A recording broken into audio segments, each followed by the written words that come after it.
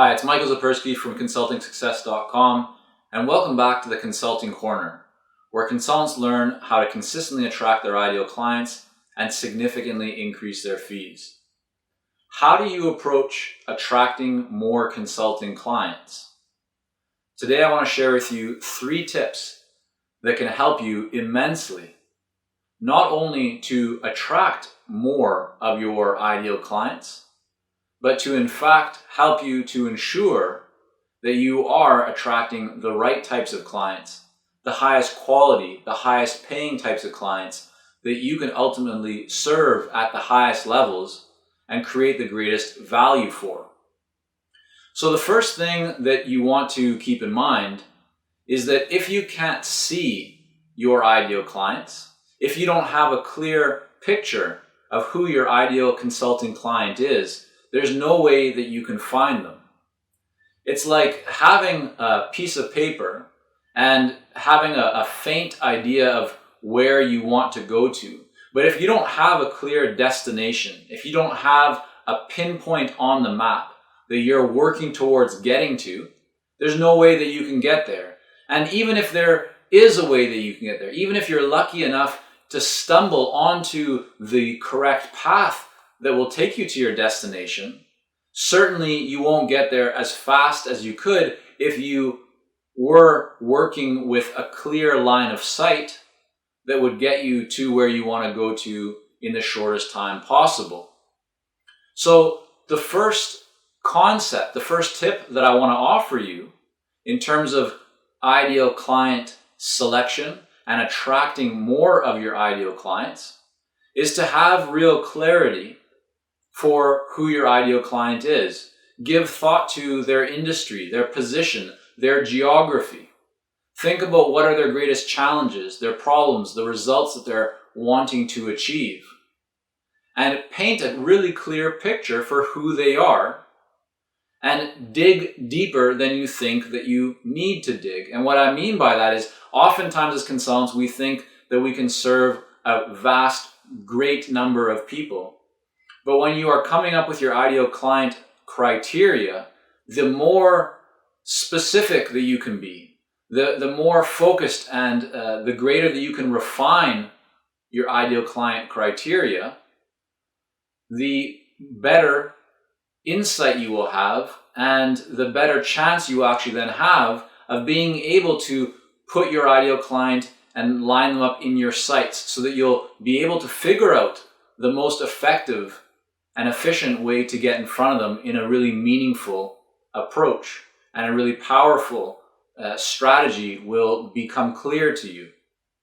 The second tip that I want to offer you, and I start to kind of touch on this a little bit in the first tip, is that you should aim for the 5%, okay? Not the 95%. What most consultants are drawn towards is the idea that you should cast a really wide net, and that the more potential ideal clients or buyers that you go after, the greater your chances of success, when in fact it's the exact opposite. It's the counterintuitive truth of the matter, which is that instead of focusing on 95% of the potential clients or buyers that, yes, you may be able to serve, instead I would recommend that you focus on the 5%. And that is the 5% of ideal clients that you can serve at the highest levels, that really would be your perfect, your dream ideal client, that would be wanting and even right now would be actively searching for someone like yourself, an expert who can help them to solve their problems and to achieve the results that they want. And so by weeding out the other 95%, even though you will have fewer ideal clients on your list, you'll have fewer numbers of buyers that you'll need to go after. While that may seem like you'll have less business opportunities, you'll actually have more business opportunities. You'll be able to land more consulting clients. Why? Well, because you'll have greater clarity for who your ideal clients really are. You'll be able to go after a smaller number of ideal clients, which means you'll be able to make a greater impact on them.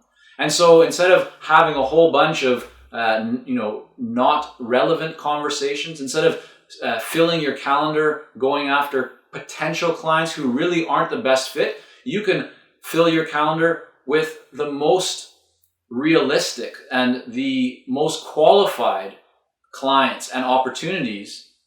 And so you won't need to spend time sending off proposals to potential buyers who might want to buy from you but really aren't the best fit. Instead, you can spend more time having meaningful conversations, getting to know, building relationships with real ideal clients who are the highest paying, the highest valued, the most qualified, and the real ideal client.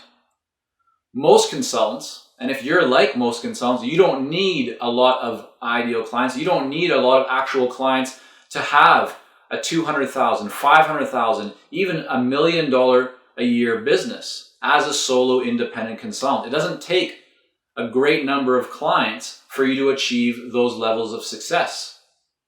But what is required is that you have real clarity for who your ideal client is and that you're very selective in the types of clients that you work with. Because as you become more selective, you'll be able to actually attract more of those ideal clients. And so the 5% will actually grow for you. And that will be the most profitable way for you to build a thriving consulting practice. Now, the third tip I want to offer you is that it is okay to say no.